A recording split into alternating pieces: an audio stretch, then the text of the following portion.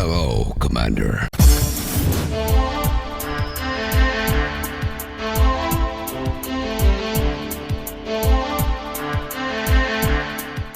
Since the beginning of time, man has looked up into the night sky and wondered if there was any life out there in the heavens. But a better question is, what if that life was looking back at us? If there are aliens in the universe, there is no doubt that one day we will make contact with them. But what happens when we do? Today, on the New Age Gamers, we're going to dive into the possibilities of first contact. Now, before you go clicking out of this video, I know, this sounds out there even for one of our videos, but believe it or not, there are protocols already set up for this event. In 1961, NASA presented the United States Congress with the Brookings Report. This report outlined basic rules and bylaws for the time on how we as a species should interact with aliens if that time came. A few years later, CETI created the Declaration of Principles Concerning Activities following the detection of extraterrestrial intelligence. This setup of official protocols on what to do in first contact, which many governing bodies have adopted, include the following. Here they are as worded in the Declaration. International consultations should be initiated to consider the question of sending communications to extraterrestrial civilizations. Consultations on whether a message should be sent and its content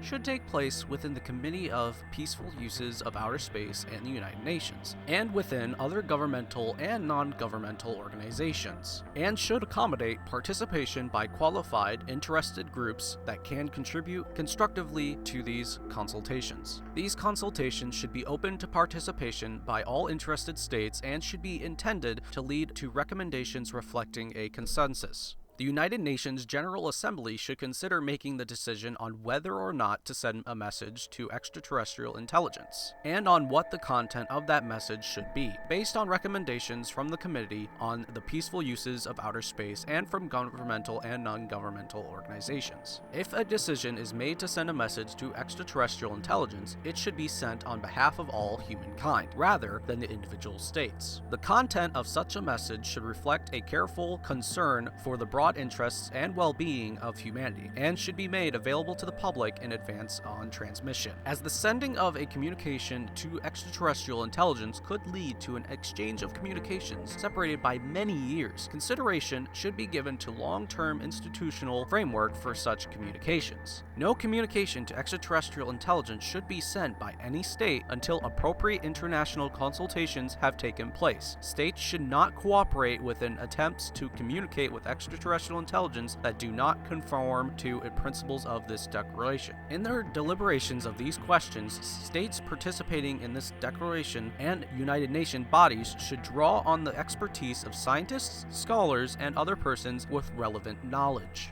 Here we would like to divulge into two different paths we can take, friendly aliens or hostile aliens like we see in Xcom. If an extraterrestrial ship could reach Earth being light years from the nearest star, most likely they know something about faster than light travel. With this, there is a fair chance to further communication between our races. First off, there is a fair chance that they would teach us of some of their new technologies that they possess. They also might look into our collective history and realize conflict is our nature. There's also a possibility they might force us to disarm our species for the greater good, to keep us from blowing each other up. Overall, a friendly contact would help us as a species greatly. However, on the flip side of that coin, the negative connotations of a meeting of an unfriendly race could be deadly. In almost every first contact form of media, movies, video games, books, etc., the alien race always has been hostile and presents a threat to Earth. As mentioned before, if they can reach us light years away from a nearby star, they should be able to outgun us in weaponry, if faster than light travel exists. If not, we will get to that in a second. Anyway, if they have that level of technology, they most likely have the technology to defeat us. There is no Independence Day here. Sorry guys. An interesting point is this though. If aliens are not able to get faster than light, we are still threatened. And let me explain why. If there is no such thing as faster than light travel, we may never get to see aliens face to face, due in part to the fast distances in space. Any life that could come to Earth would be dead by the time it reached it. Even our closest star is about 5 light years away, which would be a 10-year round trip once they visited Earth. Not the best way to spend your time, now is it? But what if the process of conquest could be automated? I present to you the gray goo theory. Gray goo is the perfect weapon. Let me explain why. Gray goo is a self-replicating process made up of nanomachines. These nanomachines could be put into a space probe to be launched at another planet at sublight speed. Once it reaches a planet, it could in fact activate, releasing nanomachines onto the world. Now, this doesn't sound that bad until you realize what these machines do. Once these machines land on a planet, the planet's days are numbered. These machines will have 4 simple functions: find life, disassemble everything on this planet to its most basic component parts, use those resources from the component parts to build new probes filled with nanomachines, launch probes into space to find new life, and repeat. This could have a whole galaxy converted in just a few billion years. Scary, huh? Various scientists like Stephen Hawking have strongly urged against broadcasting in space, but yet we are still hoping one day to make contact with intelligent life in the heavens. But maybe, just maybe, beyond the dark voids of space, monsters wait for us, waiting to strike.